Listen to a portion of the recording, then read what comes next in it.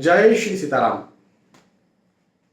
बहुत ज्यादा और बहुत ज्यादा महत्वपूर्ण ये वीडियो है। इस वीडियो को पूरा देखें। हो सकता है किसी की जान भी ये वीडियो बचा ले। बहुत बड़ी मुसीबत में फंसने से ये वीडियो किसी को बचा सकता है। हो सकता है आप खुद वो हो। यदि आप मेरा वीडियो देख रहे हैं, इसका सीधा सा मतलब ये है कि आप एस्ट्रोलॉजी या एस्ट्रोलॉजी से रिलेटेड धर्म हो, भगवान की बातें हो, वास्तु हो, इनमें आप इंटरेस्टेड हैं, इसलिए आप मेरा वीडियो देख रहे हैं। हाँ, इसी से रिलेटेड मैं बात करने वाला हूं।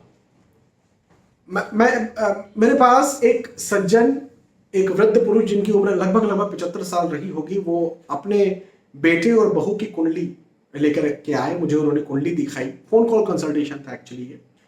और उन्होंने बड़े दुर्भाग्य से ये कहा कि मेरे बेटे की अभी 3 महीने पहले मृत्यु हो चुकी है। और ऑब्वियसली वो फिर अब चाहते हैं उनकी बहू का भविष्य क्या है, फिर उनके बच्चे भी हैं, पोते नाती हैं, तो उनका भविष्य क्या है और फिर ऐसा क्यों हुआ उनके साथ, ये वो जानना चाह रहे थे। कहीं ऐसा ना हो, बोलते हैं ना, दूध के जला छाछ को फूंक के पिता, और कहीं ऐसा ना हो जाए, इस डर के साथ उन्होंने मुझे अपने बेटे की और बहू की कुंडली दिखाई। मैंने जब उनकी कुंडली देखी, उन्होंने पूछा कि ऐसा क्यों हुआ, तो मैंने उनकी जब कुंडली देखी तो मैं आपको बहुत फ्रैंकली और बहुत स्पष्ट बात कहने वाला हूं, कोई एस्ट्रोलॉजर ये नहीं कहता। मैंने जब उनकी कुंडली देखी तो मुझे ऐसा कुंडली देखकर ऐसा लगा कि जिस समय ये घटना हुई उस समय, ठीक है, एक्सीडेंट के योग बन रहे थे, बिल्कुल बन रहे थे, मैं नकारूंगा नहीं इस बात को, बन रहे थे, लेकिन इतने भयंकर एक्सीडेंट के योग नहीं बन रहे थे कि मृत्यु हो जाए। हाँ, मैं बहुत स्पष्ट तौर पर यह बात कह रहा हूं, एक्सीडेंट के योग थे लेकिन इतने भयंकर नहीं थे कि मृत्यु हो जाए। ऐसा कुछ हो सकता था कि यार कुछ चोट आ जाए, हॉस्पिटल में एडमिट हो जाए, कुछ फ्रैक्चर हो जाए, ऐसा कुछ हो सकता था। तो मैं बड़े सोच में पड़ गया कि ऐसा कैसे हुआ होगा। और फिर मैंने उनकी आयु देखी, तो हालांकि जिस वक्त उनकी मृत्यु हुई उसके आने वाले 4-5 साल बाद का उनकी कुंडली मुझे दिखा रही थी। तो पहले कैसे हो गया, मैं बड़ा आश्चर्य में था। मैंने कहा यहां पर कुछ दैवीय प्रभाव है, दैवीय प्रभाव। तो मैंने उनसे बहुत सारी बातें खोदी कि भाई कहां गए थे, कैसी मृत्यु हुई, किसी से दुश्मनी आपकी है क्या, वगैरह वगैरह वगैरह। उन्होंने पहले तो वो खुद कंफ्यूज थे, तो कुछ बताया नहीं। बाद में उन्होंने अचानक से एक बात निकाली और वही उसकी वजह थी। क्या बात उन्होंने निकाली? उन्होंने कहा कि सर, हमारा जो घर है उसका रिनोवेशन चल रहा था उस समय, और रिनोवेशन चल रहा था तो मैंने कहा अच्छा ठीक है, रिनोवेशन के लिए किसने कहा आपसे? उन्होंने कहा किसी एक वास्तु विशेषज्ञ ने कहा, किसी एक वास्तु कंसल्टेंट ने कहा। अब अचानक से मेरे मन में मुझे ये बिल्कुल समझ में आने लगा कि ऐसा क्यों हुआ कि असामयिक मृत्यु जिसे कहते हैं। देखो हमारे धर्म में ना इन सब चीजों के उत्तर हैं। असामयिक मृत्यु, एक समय पर होने वाली मृत्यु, एक समय पर न होने वाली मृत्यु, इन सब के उत्तर, इसके बारे में हम कभी और बात करेंगे। तो उन्होंने कहा कि किसी एक एस्ट्रोलॉजर किसी एक वास्तु कंसल्टेंट ने उनसे कहा था कि उनके ईशान दिशा में, घर के ईशान दिशा में, ईशान कोण में लेटरिन बाथरूम है, उस लेटरिन बाथरूम को तोड़ना पड़ेगा। उन्होंने बिल्कुल मान ली ये बात, और निसंदेह ये बात कोई भी कहेगा, कोई भी वास्तु कंसल्टेंट कहेगा कि ईशान दिशा में लेटरिन बाथरूम नहीं होनी चाहिए, तो ऐसा कुछ गलत उन्होंने कहा भी नहीं उस वास्तु कंसल्टेंट ने। उन्होंने इस बात को मान लिया और उन्होंने क्या किया, ईशान की लेट बात तो खैर तोड़ी, लेकिन उसके साथ साथ और भी जो शुभ ढांचे थे, शुभ मतलब ये तो अशुभ था, ईशान का लेट बात अशुभ था, लेकिन वहीं पर आग्नेय में, उसी ईशान के सामने तरफ आग्नेय में उनका किचन बना हुआ था, रसोई बनी हुई थी, वो भी उन्होंने तोड़ी और ईशान की लेटरिन बाथरूम में तोड़ी। तो अशुभ तो टूटा लेकिन शुभ भी टूटा, और शुभ और अशुभ जब टूटा तो, और फिर उनका बाहर कहीं जाना हुआ, दूर ट्रेवल करना हुआ, और वो बाइक से कहीं दूर एक दूसरे शहर जा रहे थे हाईवे पर होते हुए, और वहां पर उनका एक्सीडेंट हुआ।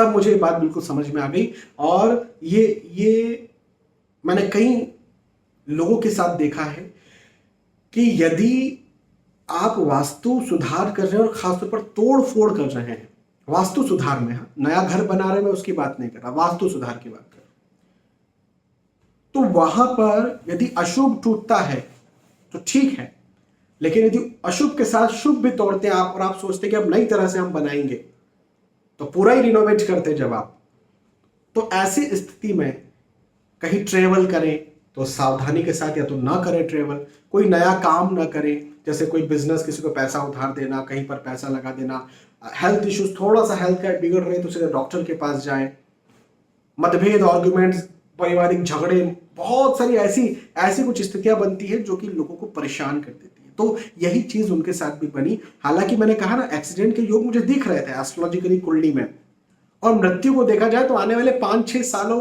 बाद उनकी मृत्यु के योग भी मुझे दिख रहे थे एस्ट्रोलॉजिकली। बट वो जो छोटा सा एक्सीडेंट था उसने असामयिक मृत्यु को बुलावा दे दिया इस अशुभ निर्माण और शुभ निर्माण के टूटने की वजह से। तो समस्या यहां पर ये आती है, समस्या प्रॉब्लम ये है, और मैं बताना ये चाह रहा हूं आज के इस वीडियो में कि आप वास्तु तोड़ते हैं, वास्तु चेंज करते हैं, बड़े बड़े कुछ निर्माण तोड़ते हैं, तो उस बीच में अपना ध्यान रखें, लंबी यात्राएं ना करें, महत्वपूर्ण या बड़ा कोई डिसीजन ना लें, सिर्फ उस निर्माण पर ही फोकस रहें, आराम करें, शांति से, जैसा रोजमर्रा का चल रहा है वैसे ही चलने दें। मतभेद आर्ग्यूमेंट हो रहे हैं तो उस स्थिति पहले से बता के रखें, हो सकता है मतभेद आर्ग्यूमेंट्स हो सकता है, हम सभी को शांत रहना है। थोड़ा बहुत भी किसी का हेल्थ इश्यू हो रहा है, भैया हमको डॉक्टर को दिखाना रहेगा। तो इस बात को, बड़ी बड़ी तोड़फोड़ की मैं बात कर रहा हूं, सामान्य छोटे मोटे तोड़फोड़ों की बात मैं नहीं कर रहा हूं।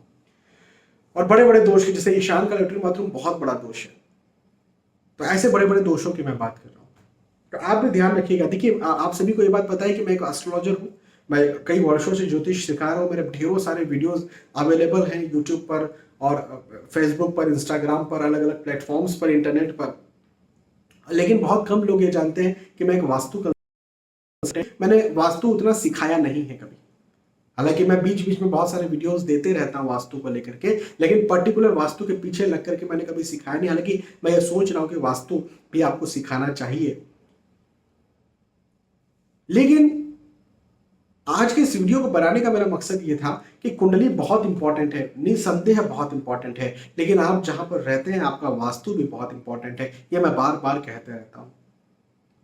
तो कहीं कोई बड़ी तोड़फोड़ कर रहे हैं, कोई बड़ा निर्माण कर रहे हैं, खासतौर पर यदि वास्तु दोष की कोई तोड़फोड़ कर रहे हैं, कोई किसी वास्तु कंसल्टेंट ने आपसे कहा है, तो ऐसे समय में बिल्कुल शांति के साथ बस तोड़फोड़ पर ध्यान दीजिए और कुछ दूसरा ध्यान मत दीजिए और कुछ दूसरा काम मत कीजिए। बड़ी तोड़फोड़ की बात कर रहा हूं। जब वो आपका पूरा निर्माण ठीक हो जाए तब कोई बड़ा काम कीजिए। रोजमर्रा के जो काम है वो तो करने पड़ेंगे ना भैया। आप नौकरी तो छोड़ नहीं सकते, अपना बिजनेस तो छोड़ नहीं सकते, पढ़ाई लिखाई तो छोड़ नहीं सकते।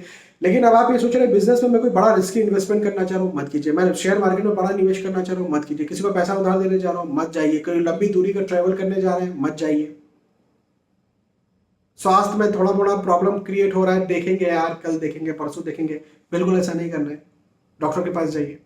ये मैंने बहुत कोई एस्ट्रोलॉजर ऐसे इस वीडियो को आपको बना करके नहीं देगा जो मैं आपको बना करके दे रहा हूं। और मैंने हमेशा से कहा, एस्ट्रोलॉजिकली बहुत सारे कुछ योग होते हैं, वो योग कब काम नहीं करते, हाँ, जैसे केंद्राधिपति दोष, बाधकेश थ्योरी, मैंने कई सारे ऐसे थ्योरीज और कई सारे ऐसे दोषों को नकारा है। कई सारी बातें मैंने की है, मैंने कहा है कि ऐसा कुछ होता ही नहीं है। कई सारे लोग मेरे खिलाफ भी हुए हैं, होने दो, मुझे कोई इससे फर्क नहीं पड़ता है।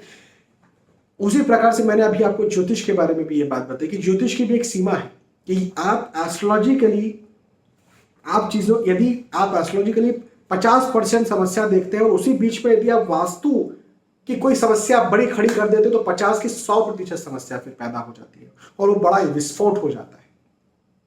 आप समझ रहे हैं? तो एस्ट्रोलॉजिकली जरूर पूछिए आप कि मैं ट्रेवल करने जा रहा हूं, मैं ये पढ़ाई कर रहा हूं, मैं ये नौकरी कर रहा हूं, मैं निवेश कर रहा हूं, मैं शादी कर रही हूं, जो भी है, आप एस्ट्रोलॉजिकली पूछिए पहले तो कि ये करना चाहिए, ये इस समय हमें तोड़फोड़ करना चाहिए, इस समय रिनोवेशन करना चाहिए। कहीं ऐसा योग तो नहीं दिख रहा है कि कुछ एक्सीडेंट का है या कुछ किसी प्रकार की परेशानी का योग है। और यदि आपसे कहा जाता है कि हाँ आप तोड़फोड़ कीजिए, आप रिनोवेशन कीजिए, तो ही आप करें, तो ही आप वास्तु का रिनोवेशन करें, नहीं तो हो सकता है कि तकलीफ में आप फंस जाएंगे। और हाँ, वास्तु सुधारना भी बहुत जरूरी है, 100% जरूरी है। यदि गलत वास्तु है तो उसको सुधारना ही पड़ेगा, लेकिन ज्योतिषीय योगों को देख करके। तो वास्तु और कुंडली यदि दो आपका साथ दे देती है तो आपको आगे बढ़ने से कोई नहीं रोक सकता है। बहुत बहुत धन्यवाद। फिर मिलेंगे आने वाले वीडियोज और एपिसोड्स में। ये बहुत महत्वपूर्ण जानकारी मुझे आप तक पहुंचानी थी, जो मैंने आपको पहुंचाई। जरूर अपना ध्यान रखिएगा। जय श्री सीताराम।